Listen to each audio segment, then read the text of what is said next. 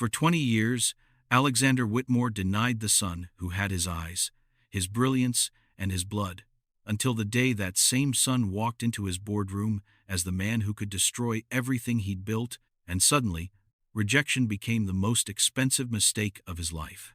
The letter arrived on my 21st birthday, delivered by a lawyer in an expensive suit who looked uncomfortable standing in the doorway of our small Bronx apartment. "Elijah Carter?" he asked, though he clearly knew who I was. "That's me. I'm here on behalf of Alexander Whitmore. He's asked me to deliver this." He handed me an envelope, thick, cream-colored paper with a wax seal. Money paper, the kind of stationery that cost more than our monthly rent. My mother appeared behind me, her nurse's scrubs still on from her overnight shift. When she saw the envelope, her face went gray. "Eli, don't." But I'd already opened it. Inside was a single page, typed on letterhead that read, "Whitmore Industries" in gold embossing. "Mr. Carter, this letter serves as final communication regarding the matter we discussed previously. I have fulfilled my legal obligations through the trust established in your name, accessible upon your 21st birthday. The funds therein represent the entirety of my financial responsibility. I am not your father in any meaningful sense beyond biology.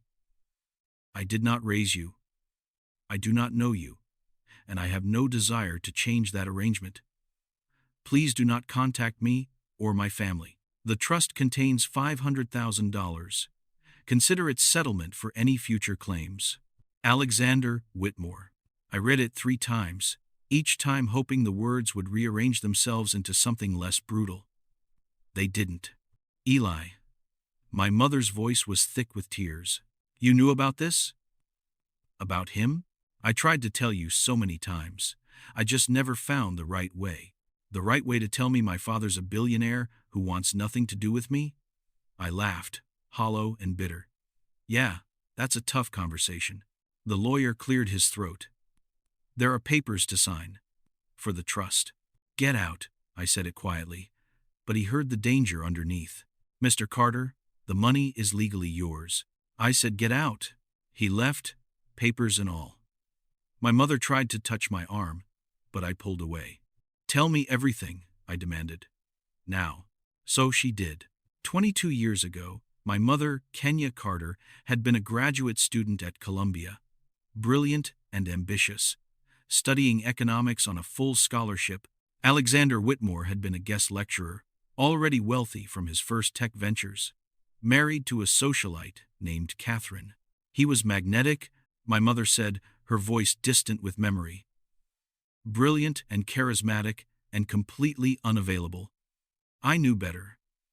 But he pursued me anyway. Said his marriage was ending. Said Catherine understood. All the lies men tell. She got pregnant. Alexander panicked. "He offered me money to take care of it," she said, the euphemism bitter on her tongue. "When I refused, he offered more money to disappear, to never contact him, never tell anyone, never complicate his life. And you took it?" "I took enough to survive, to finish my degree, to make sure you'd have something when you grew up." She looked at me with eyes that had seen too much disappointment. "He made me sign papers, legal documents saying I'd never claim paternity publicly, never pursue more money, never interfere with his family." His family. The words tasted like poison. "What about his family with you? With me?" He didn't see it that way. To Alexander Whitmore, you were a problem, a scandal, a threat to his perfect white family and his perfect reputation. "Because I'm black." She flinched but didn't deny it. "Because his wife was white, his social circle was white, his business partners were white. And you," she touched my face gently, "you looked like me. There was no hiding what we were, what you are." I pulled away from her touch, my mind racing. "So for 21 years, he's known I exist. He's had billions while we've scraped by. While you worked double shifts. While I wore second-hand everything and fought my way through public school. He knew and he didn't care. He cared enough to set up the trust. $500,000. I grabbed the letter, crumpling it. "Do you know what he's worth?" I looked him up. 3.7 billion. And he thinks 500,000 buys his way out of being a father? Eli, please. Did he ever ask about me? Ever wonder what I looked like? What I was good at? If I was happy? My mother's silence was answer enough. I left the apartment, walked for hours through the Bronx streets I'd grown up on, past the bodega where Mr. Rodriguez would give me free candy when Mom's shift ran late, past the basketball court where I'd learned to fight because being the smart, light-skinned black kid made me a target from all sides. Not black enough for some, too black for others. I'd known I was different. Mixed race in a world that wanted you to pick a side. Smart in schools that expected you to be mediocre. Ambitious in a neighborhood where dreams went to die. But I'd never known why I felt so divided. Now I did. Half of me came from a man who'd rejected my existence because it was inconvenient. Because I didn't fit the image of his perfect life. I pulled out my phone and Googled Alexander Whitmore. Dozens of articles. Photos of him at galas, in boardrooms, on magazine covers. Self-made billionaire. Tech. Visionary. Philanthropist. In every photo, his family smiled beside him. Catherine, blonde and elegant. 2 children, both white passing. Probably private school educated. Definitely legitimate.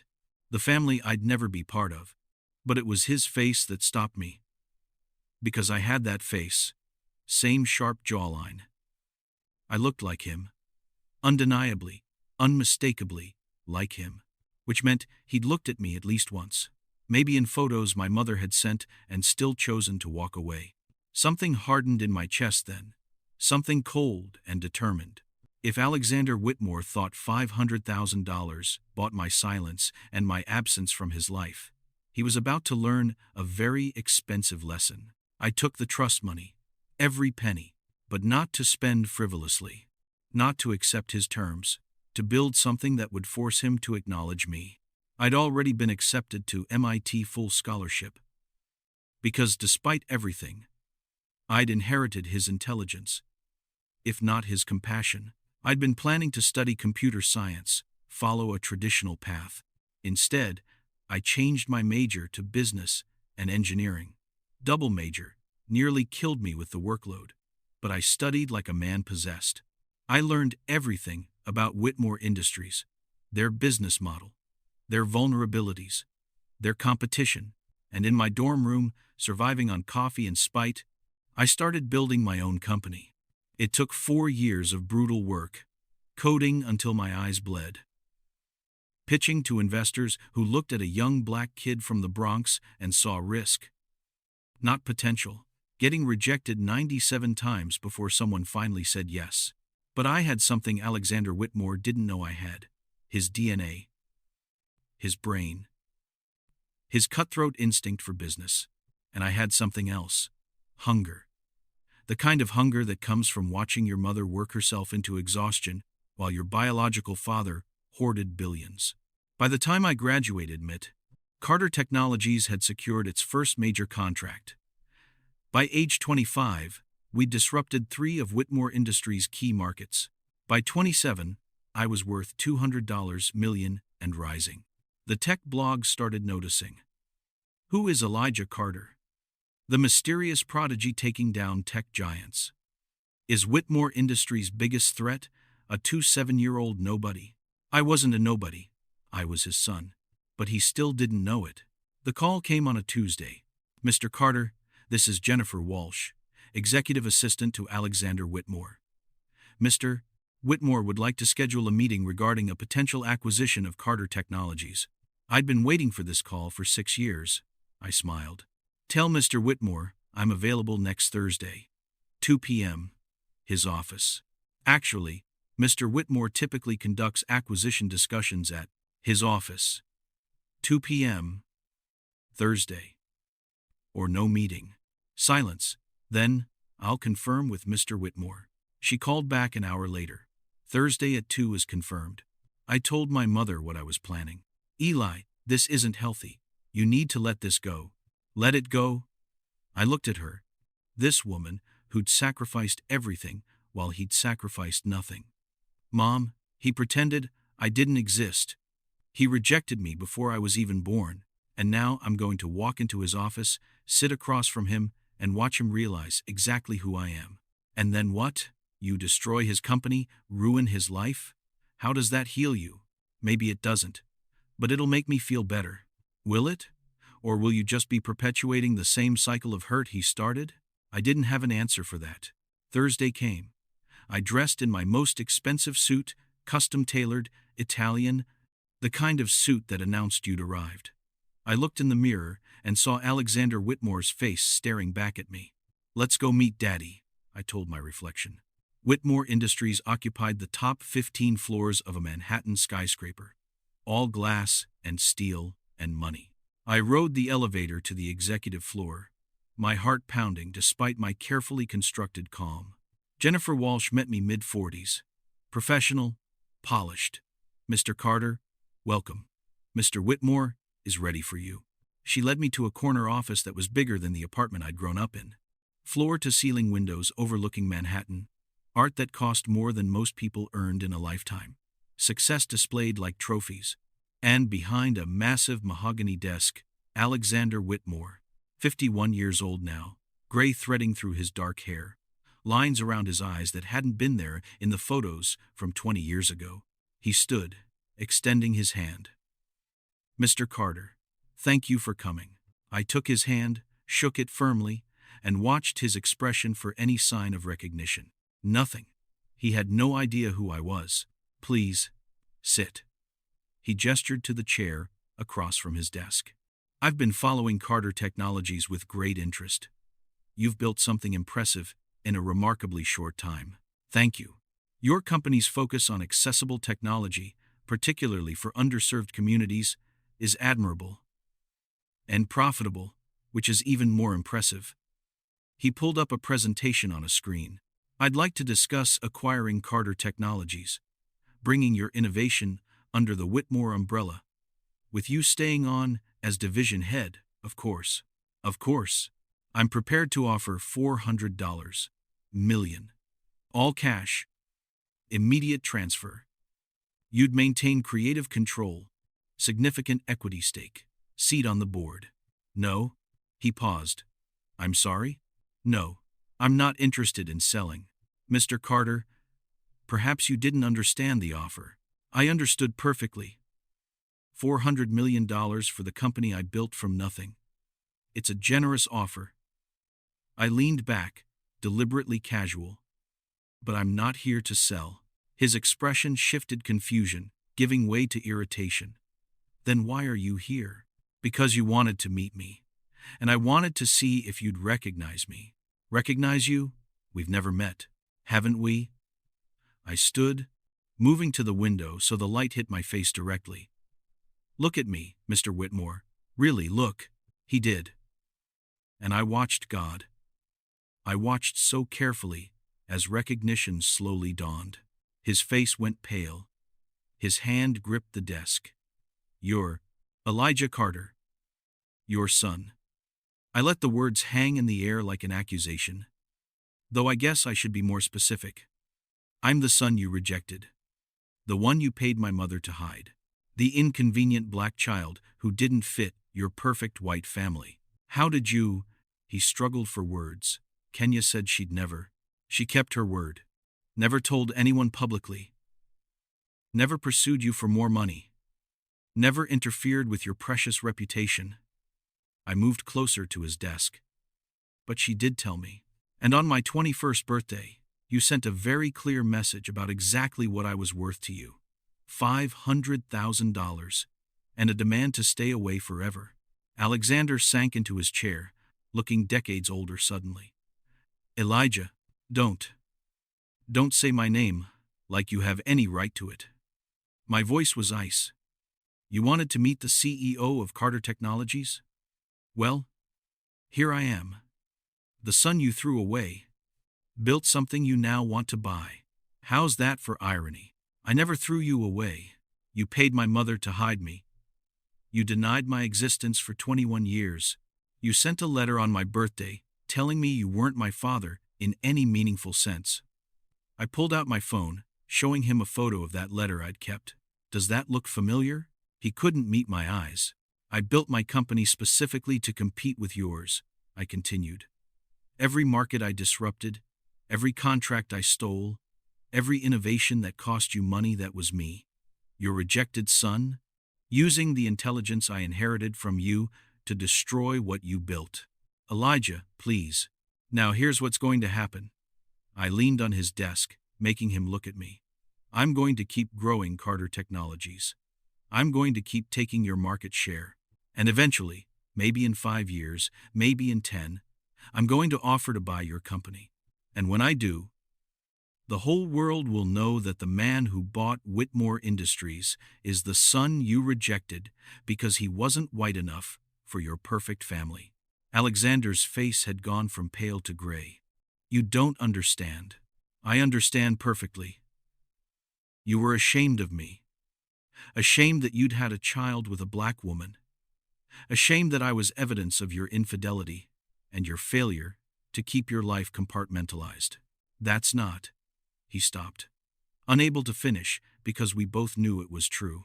I have a meeting with the Wall Street Journal next week, I said, moving toward the door. I'm going to tell them about the brilliant young CEO who built a company from nothing. And if they ask about my background, about my family, about why a kid from the Bronx was so motivated to succeed in tech, I smiled coldly. Well, I'll have to decide how honest to be. You'd go public with this, destroy both our reputations? I'd destroy your reputation. Mine would be the inspiring story of overcoming rejection by a racist father who valued his image over his child. I'm not. He stood, anger finally breaking through shock. I'm not racist. The circumstances were complicated. No, they were simple. You had a choice. Acknowledge your black son or protect your white image. You chose wrong. I opened the door. Enjoy the rest of your day, Mr. Whitmore. I'll see you in the headlines. CTA has shown. If you found out your parent had denied your existence, your entire life, would you want revenge or reconciliation? What would you do in Elijah's position? Drop your honest thoughts below. I didn't go to the Wall Street Journal. Not because I forgave Alexander Whitmore, not because I'd suddenly developed compassion for the man who'd rejected me, but because my mother called me crying at 2 a.m., begging me not to go public. Eli, please. I know you're hurt. I know you're angry. But destroying him won't heal you. It might make me feel better. For how long? A day? A week? And then what? You'll still be the son he rejected. You'll just also be the son who destroyed him. How is that better? It's justice. It's revenge. There's a difference. Her voice was tired, worn down by years of carrying secrets and sacrifice. Baby, I didn't raise you to be cruel, even to people who've been cruel to you. He doesn't deserve your protection. I'm not protecting him. I'm protecting you from becoming the kind of man who uses pain as an excuse to inflict pain. I hung up, furious and conflicted. But I didn't call the Journal. Instead, something else happened. 3 days after our confrontation, Carter Technologies received an offer from one of Alexander's biggest competitors, a merger that would make me a major player in industries that directly competed with Whitmore. This is it, my CFO said, excited. This deal puts us in position to really hurt Whitmore. We could corner markets he's dominated for decades. I should have been thrilled. This was what I'd worked for, the power to make Alexander Whitmore feel the same helplessness I'd felt reading that letter. But I kept hearing my mother's voice. I didn't raise you to be cruel. And something else nagged at me.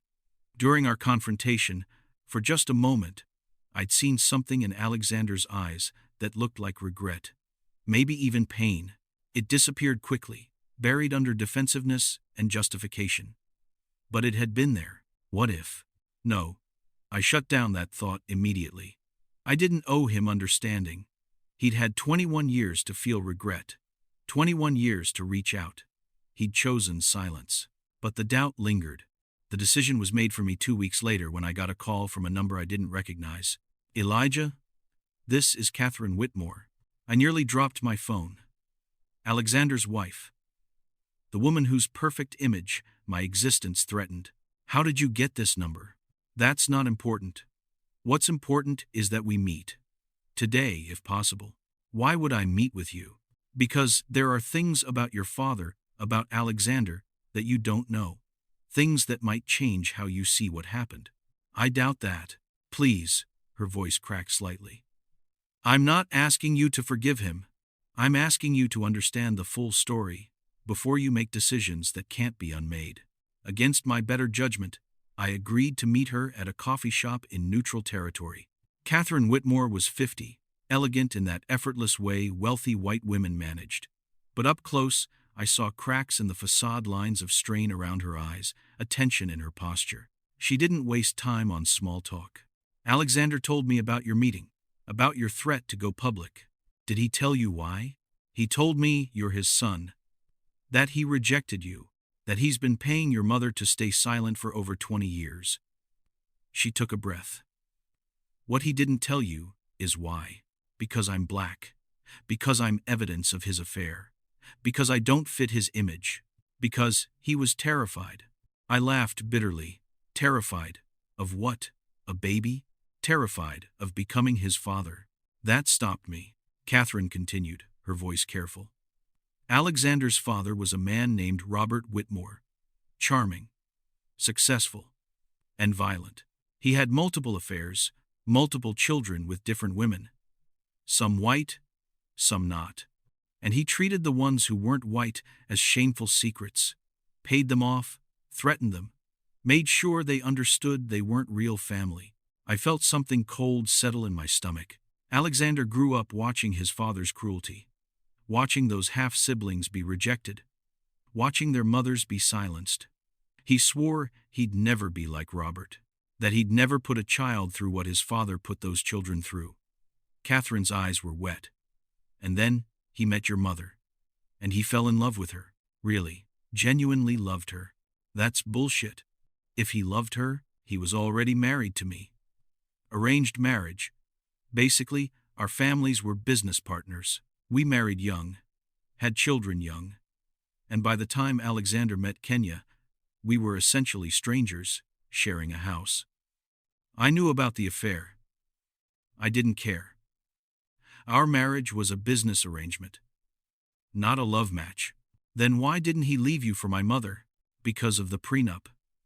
Because leaving me would have cost him everything. His company, his money, his reputation. And because, she hesitated. Because when he found out Kenya was pregnant, he panicked. He saw himself becoming his father, having a child out of wedlock, a child who'd be treated differently because of race. And instead of breaking the cycle, he perpetuated it. That doesn't excuse. No, it doesn't. Nothing excuses what he did, but it explains it. She leaned forward. Alexander Whitmore is a coward, Elijah. He was too afraid of becoming his father to do the right thing. Too afraid of losing his empire to acknowledge his son.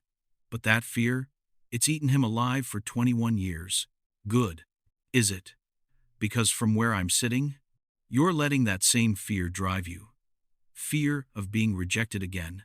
Fear of never being enough. Fear that drove you to build a competing company, not because you loved the work, but because you wanted to hurt him. I wanted to argue, wanted to tell her she was wrong, but I couldn't, because she was right. Every decision I'd made for 6 years had been driven by anger and hurt and the desperate need to prove I mattered. Why are you telling me this? I asked finally. Because you deserve to know the full story, and because, she pulled out a photo, slid it across the table. You have siblings. Hannah is 19. Marcus is 16. They don't know about you. Alexander never told them. I looked at the photo. A blonde girl and a boy who looked more like Catherine than Alexander. My half-siblings. He robbed you of a family, Catherine said softly. But he also robbed them of a brother. And me? He robbed me of years of knowing the son who inherited all his best qualities, his intelligence, his drive, his determination. How do you know that? Because I've been following your career. I've watched you build something from nothing. I've read every article, every interview, and I see him in you. But I also see Kenya. I see someone who could have become bitter and cruel, but instead built something that helps people. Your focus on accessible technology? That's not about profit. That's about making sure people who've been overlooked, people like you were, get seen. Tears were burning my eyes. I refused to let them fall. What do you want from me? Nothing. I just want you to have all the information before you decide whether destroying Alexander is worth destroying yourself in the process. She stood to leave, then paused. For what it's worth, I think you deserved better. Kenya deserved better. And if I could go back 22 years and convince Alexander to do the right thing, I would. But I can't. All I can do is tell you the truth and hope you'll be braver than he was. I sat in that coffee shop for 2 hours after she left, staring at the photo of my half-siblings. Hannah had Alexander's eyes. Marcus had his smile. They were strangers. But they were my blood, and they had no idea I existed. I did something I'd never done before. I called Alexander directly. We need to talk, not in your office, somewhere neutral. He agreed immediately, which surprised me. We met in Central Park, anonymous among tourists and joggers. Catherine told me about your father, I said without preamble. About Robert Whitmore and his other children. Alexander's jaw tightened. She had no right. She had every right. Someone needed to tell me the truth. I sat on a bench, forcing him to sit beside me. Was she telling the truth? About Robert? He was silent for a long moment. Then, yes. My father had at least 5 children outside his marriage. 3 with black women. 2 with white women from inappropriate backgrounds. He treated the ones who weren't white as dirty secrets, paid them off, threatened their mothers, made sure they understood they weren't really Whitmores. And you thought the solution was to do the exact same thing to me? I thought the solution was to spare you from that legacy, to make sure you had resources but weren't trapped in the Whitmore family dysfunction. He looked at me finally. I was wrong. I can see that now. You were a coward. Yes, the admission surprised me. I'd expected defensiveness, justification, not agreement. I was 29 when your mother got pregnant, Alexander continued. Married to a woman I didn't love, trapped in a business I'd inherited, trying desperately not to become my father. And then Kenya. His voice softened. Kenya was everything. Brilliant and passionate and real. In a way no one in my world was. I loved her. Genuinely loved her. But not enough to acknowledge your child. Not enough to be brave. Not enough to risk everything I'd built. He rubbed his face, suddenly looking exhausted. I convinced myself I was protecting you. That growing up outside the Whitmore family would be better than growing up inside it, being treated as lesser. But the truth is, I was protecting myself, my reputation, my empire, and I've regretted it every day since. Regret isn't enough. I know, but it's what I have. He pulled out his phone, showing me photos. I've followed your career. Every article, every success. I have a folder of photos you at your MIT graduation, accepting awards, speaking at conferences. I've watched you from a distance, proud and ashamed in equal measure. I looked at the photos, me, frozen in moments of triumph, unaware I was being observed by the father who'd rejected me. That's creepy, you know. He almost smiled.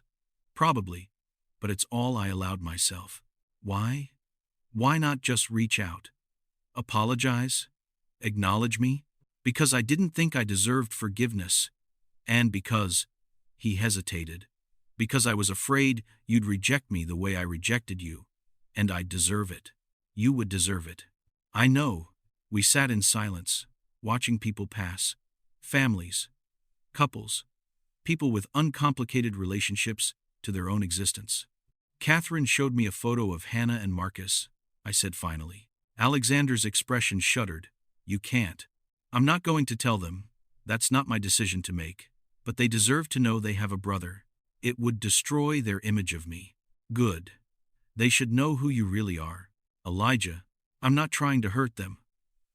But they're adults. Or nearly. They can handle the truth. I turned to face him. Here's what's going to happen. You're going to tell them about me. All of it. The affair, the pregnancy, the rejection, everything. You're going to give them the choice to know their brother. And if I refuse, then I go to the Wall Street Journal like I originally planned, and Hannah and Marcus find out their father has a secret son from a newspaper article. Is that how you want them to learn the truth? He looked stricken. You'd really do that? Hurt them to get to me? I'd do that to give them the truth. They deserve better than the lies you've built their lives on. 3 days later, Alexander called. I told them. Hannah and Marcus. Everything. And?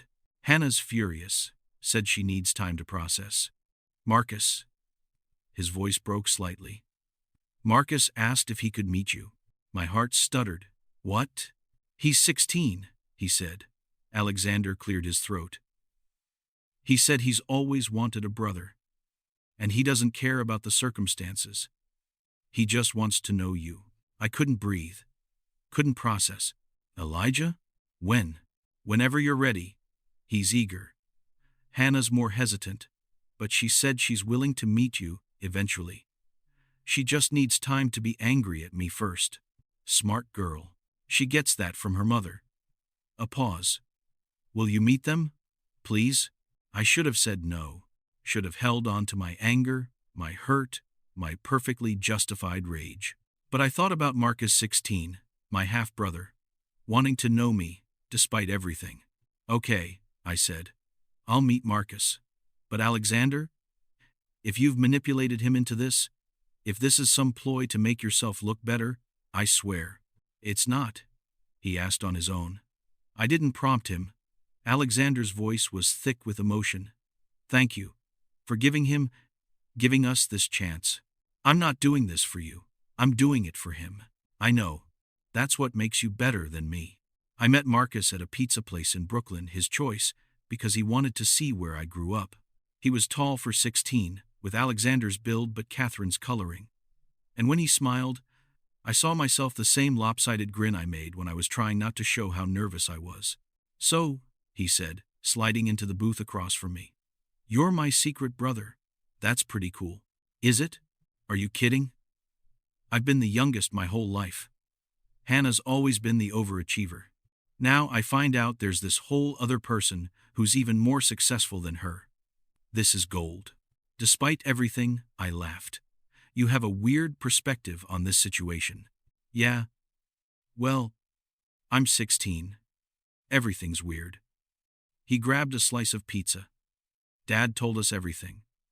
The affair, your mom, the money, the rejection, all of it. And you're not angry? Oh, I'm furious at him. I told him he's a coward and a hypocrite and a bunch of other things Mom made me apologize for. He took a bite, thoughtful. But I'm not angry at you. You didn't do anything wrong. You were just born. And Dad screwed up by not acknowledging you. That's very mature of you. I have a good therapist, he grinned. Seriously, though, I wanted to meet you because, he hesitated, suddenly looking younger. Because I've always felt like something was missing, like our family was incomplete. And now I know why. It was you. You were missing. My throat tightened. Marcus, I know we can't just instantly be brothers. I know you have every right to hate Dad and want nothing to do with any of us. But, he pulled out his phone, showing me photos. This is us on vacation last summer. This is Hannah at her high school graduation. This is our dog, Biscuit, who's an idiot, but we love him. This is our life. And if you want, there's space in it for you. I looked at the photos, glimpses of a life I'd never had, a family I'd been excluded from, and instead of anger, I felt something else. Loss. For all the years we could have had together, I want to know you, I said finally. And Hannah, when she's ready. But Marcus, I can't just pretend the past didn't happen. Your father rejected me for 21 years. I can't just forget that. I'm not asking you to forget. I'm just asking you to let me be your brother anyway. Despite everything. He looked at me with eyes that held more wisdom than a 16-year-old should have. You got screwed over. You deserved better. But don't let Dad's mistakes cost you a family you could have now. Over the next 6 months, I built a relationship with Marcus that started tentatively and grew into something real. We'd meet for lunch, go to basketball games, text about stupid memes. He was funny and smart and refreshingly uncomplicated about our situation. Dad's an idiot, he'd say casually. But you're cool. Those two things can both be true. Hannah took longer. She agreed to meet me after 3 months, and our first conversation was tense. I'm not doing this for you, she said bluntly. I'm doing it because Marcus won't shut up about his awesome new brother, and I was curious. Fair enough. Our father destroyed your life. And mine, apparently. Because now I have to rethink everything I believed about him. She was angry, defensive, hurting. So don't expect me to be welcoming. I don't expect anything. But slowly, very slowly, she thawed. We bonded over shared experiences of Alexander's emotional distance, his tendency to prioritize work over family. We laughed about inheriting his stubbornness. You're more like him than I am, she said once.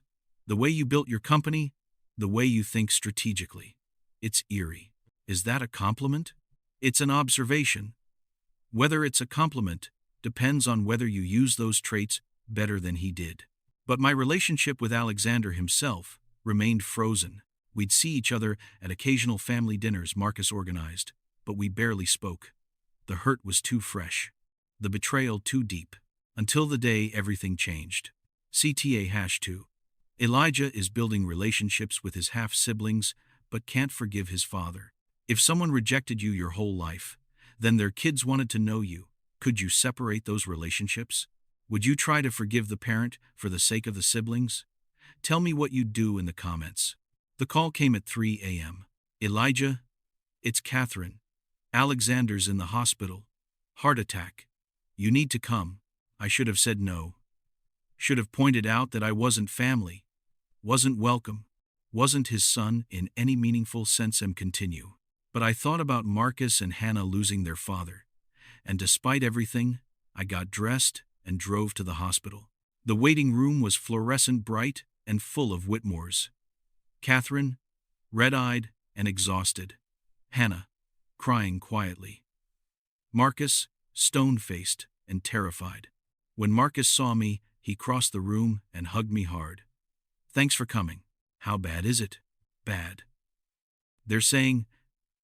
His voice broke. They're saying he might not make it through surgery. Hannah looked up. Why are you here? Marcus called me. I didn't. She stopped, seeing Catherine nod. Mom called you? He should be here.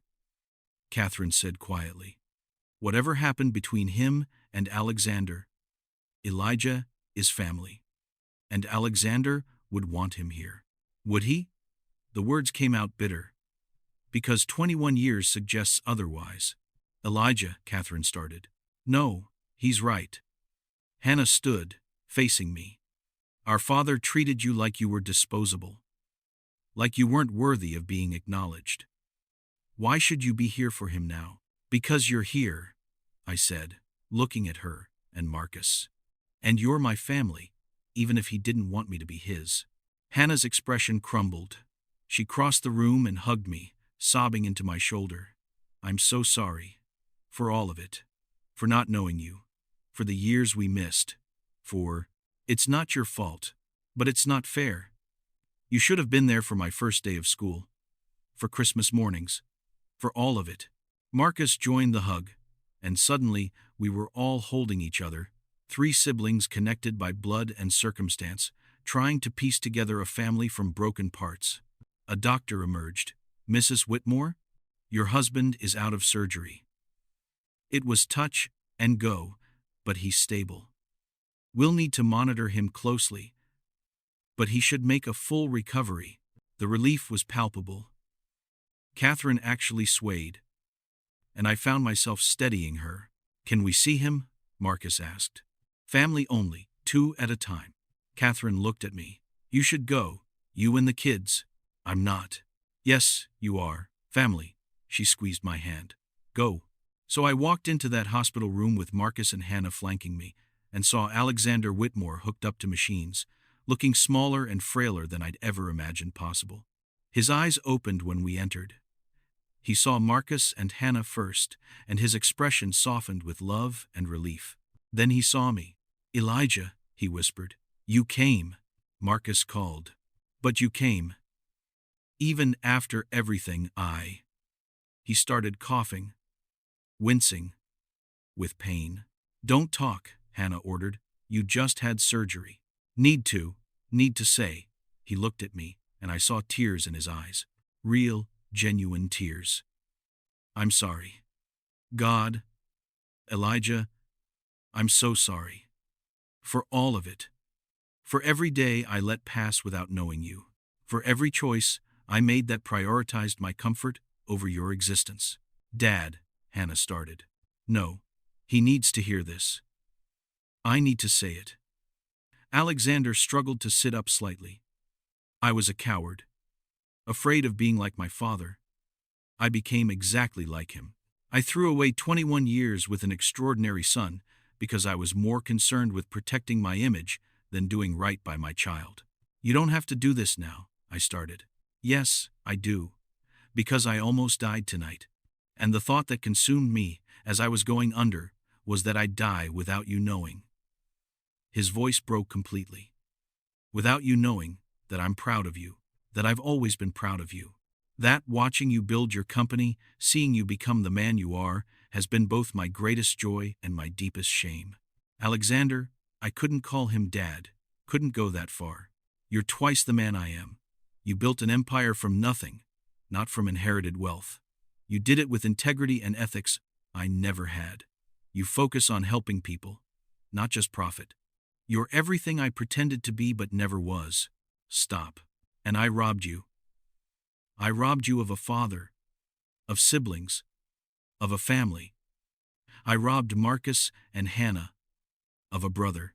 I robbed myself of a son. He was crying now, ugly tears that made the machines beep faster. I don't expect forgiveness. I don't deserve it. But I need you to know, you are my son. In every meaningful sense that matters. And I have loved you from a distance for 21 years because I was too much of a coward to love you up close. The room was silent except for the beeping of monitors and the sound of Hannah crying. Marcus looked at me. He's been saying this for months. To us, to Mom, to his therapist. This isn't a deathbed confession. This is the truth. I looked at Alexander, this man who'd rejected me, denied me, tried to buy my silence. This man who was also sick and scared and finally, honest. And I realized something. Holding on to anger was exhausting. It had fueled me for 6 years, driven me to success, gave me purpose. But it had also isolated me, made me lonely, turned me into someone driven by spite rather than passion. My mother had been right. Destroying Alexander wouldn't heal me. But maybe forgiving him could start the process. I can't call you Dad, I said finally. Not yet. Maybe not ever. The word implies a relationship we don't have. I understand. But maybe, I swallowed hard, maybe we could try being family. Not father and son. Not yet. But maybe uncle and nephew. Distant cousins. Something. Anything, Alexander whispered. I'll take anything you're willing to give. Then here's what I want. Honesty. No more secrets, no more pretending. You tell the world I'm your son. Publicly. Not as a scandal. As a fact. The media will. I don't care about the media. I care about Marcus and Hannah not having to hide their brother. I care about my mother finally getting acknowledged for the sacrifice she made. I care about the truth. Alexander looked at Catherine through the window. She nodded. Okay, he said. We'll do a press conference. Together. All of us. One family, complicated and imperfect, but real. And therapy. You, me, all of us. We're not going to build a relationship on unexploded trauma. We're doing this right or not at all. Deal. And one more thing. I leaned forward. My mother gets an apology. A real one. Face to face. You tell Kenya Carter that you were wrong. That she deserved better. That she raised an incredible son despite your absence. I'll do it. I'll tell her. I'll spend the rest of my life making amends if you'll let me. I looked at Hannah and Marcus. At Catherine, watching through the window. At this complicated, broken, possible family. Okay, I said. Let's try. The press conference was 3 weeks later, after Alexander had recovered enough to stand without shaking. We sat in a row, Alexander, Catherine, Hannah, Marcus, and me. My mother sat in the front row, dignified and beautiful, finally being acknowledged after 22 years of silence. Alexander spoke first, his voice steady but emotional. 22 years ago, I had an affair with a woman named Kenya Carter. She became pregnant with my child, a son named Elijah. And I made the worst decision of my life. I denied him. I paid Kenya to stay silent. I rejected my own son because I was a coward, more concerned with protecting my image than doing right by my child. The room erupted with camera flashes and shouted questions. Alexander waited for silence. For 21 years, I pretended Elijah didn't exist. I built a family and a company and a reputation, all while knowing I'd abandoned my own son. And then, 3 months ago, that son walked into my office not as a supplicant, but as a successful CEO in his own right.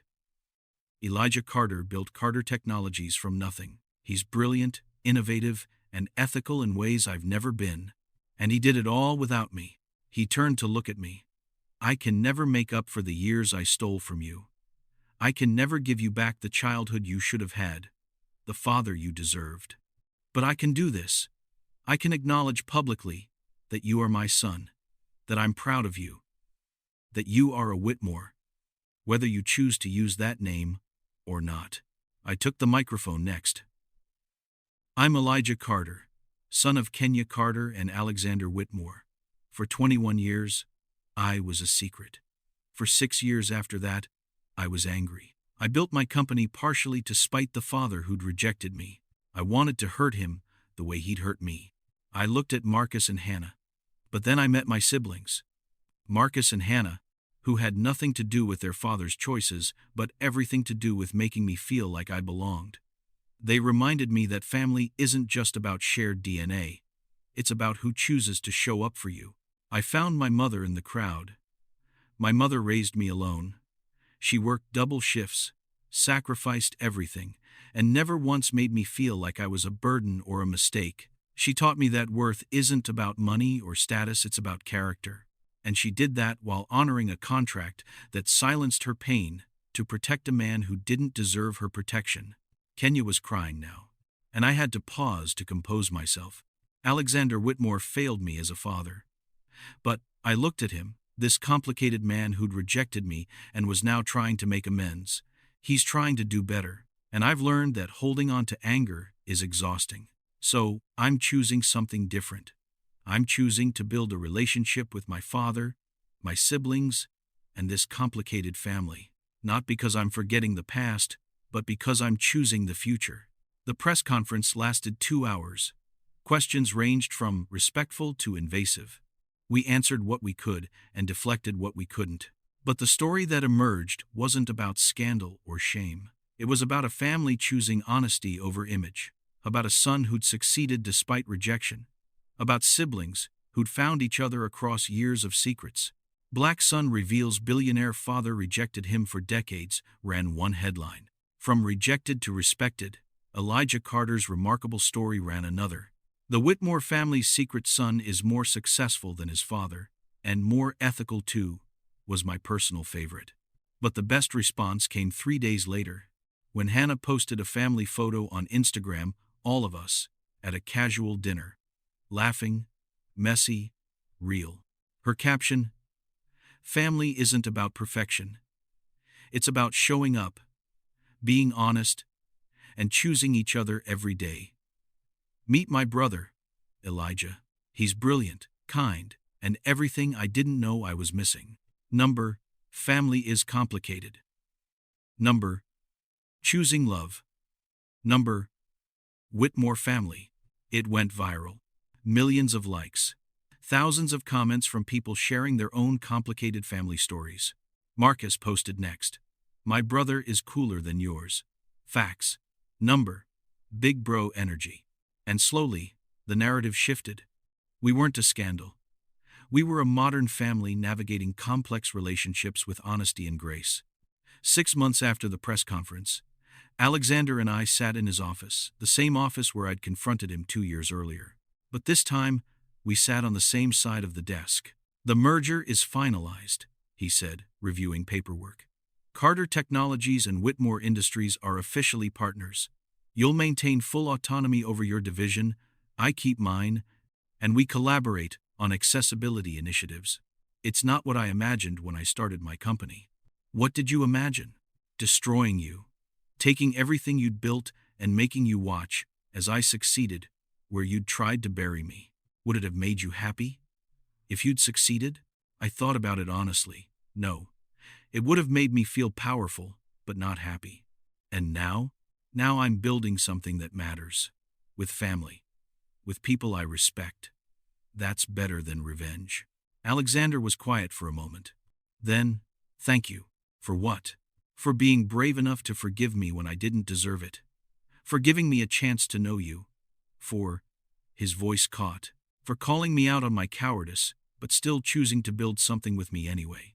I didn't do it for you, I did it for me.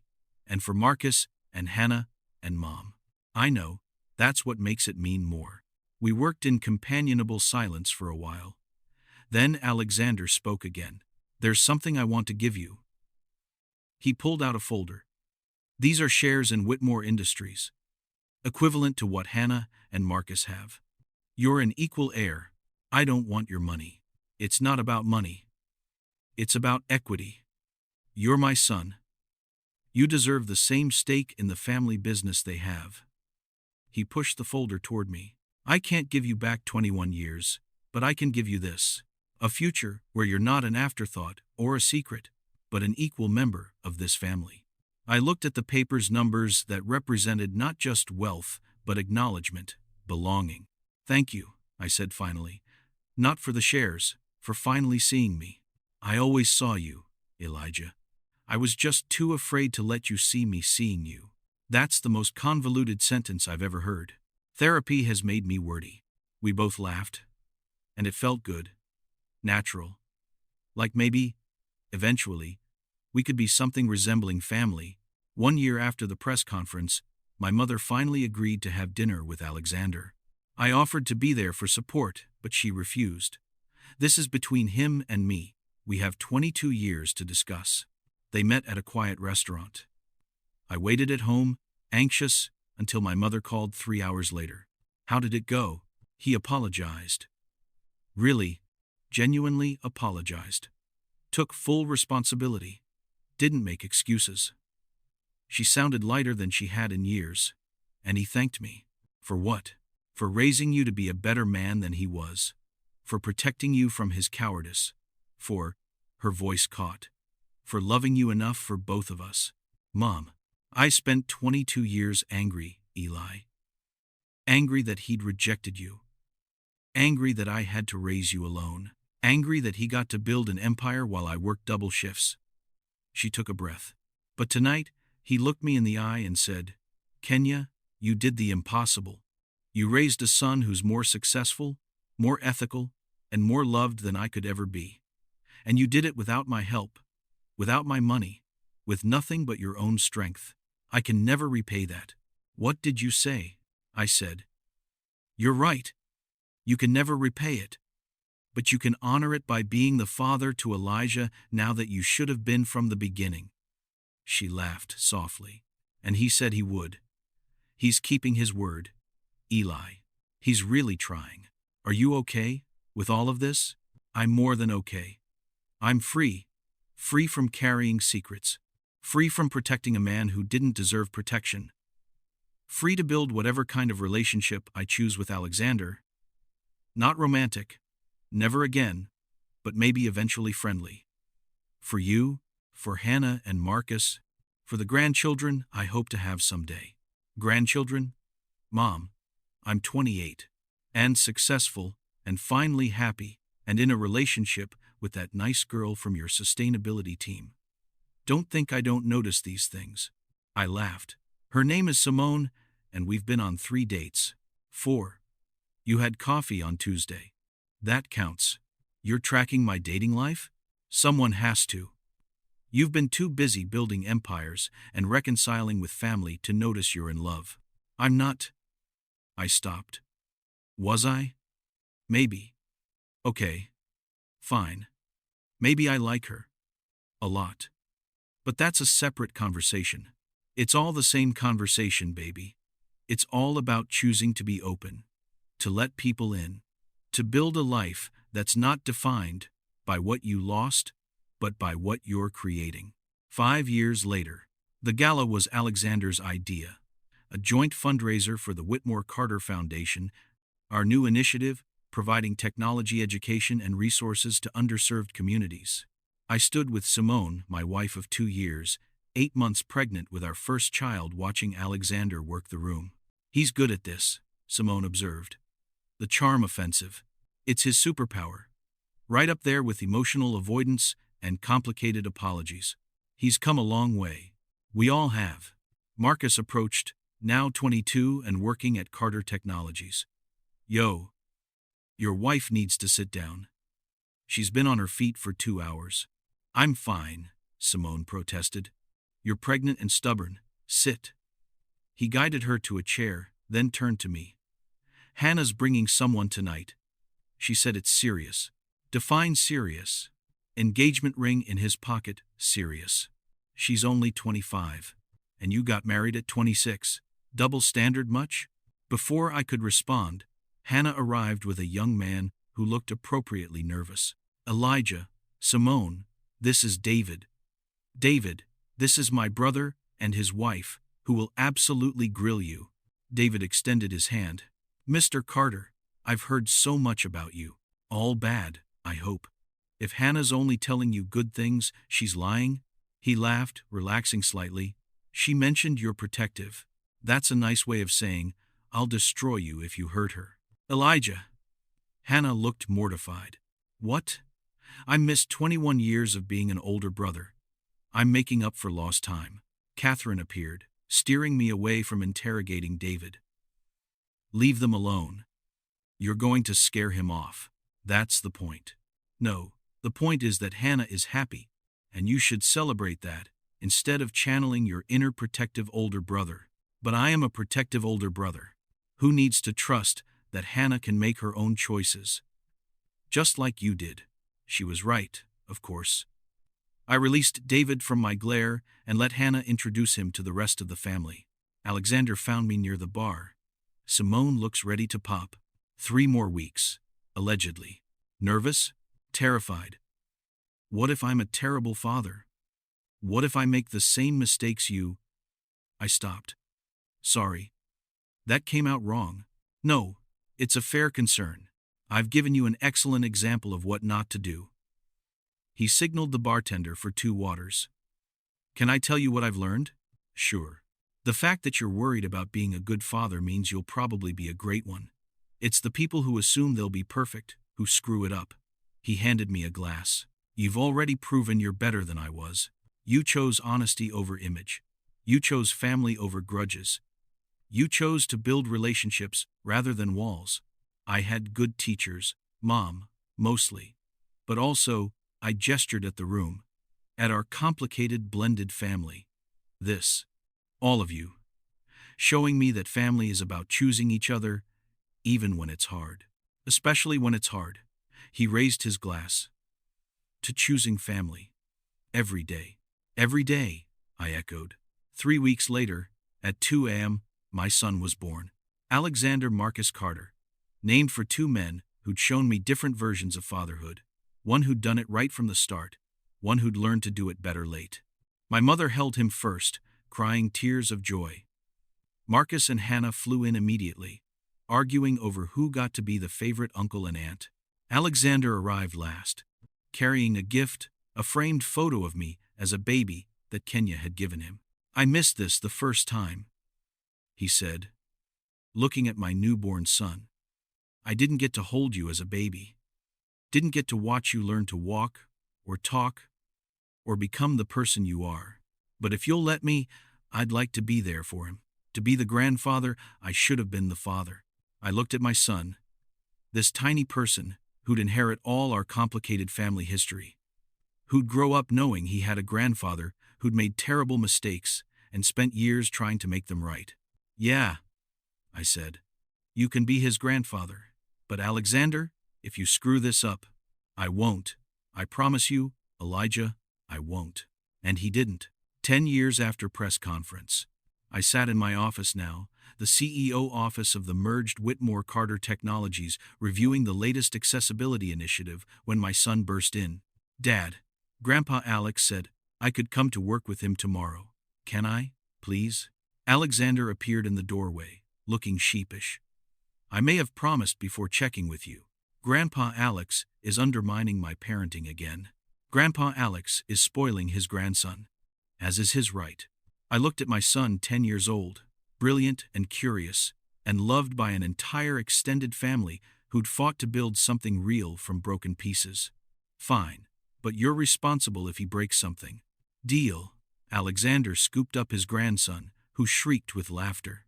As they left, Simone appeared with our daughter, 5 years old, already showing signs of her mother's analytical mind. "Was that Alexander stealing your son again?" "It's what he does best, besides apologizing and awkwardly expressing emotions in therapy." She laughed, kissing my cheek. "Your family is chaos, but it's our chaos. The best kind." That night, at family dinner, now a weekly tradition, I looked around the table. Alexander and Catherine, still married but now genuinely friends.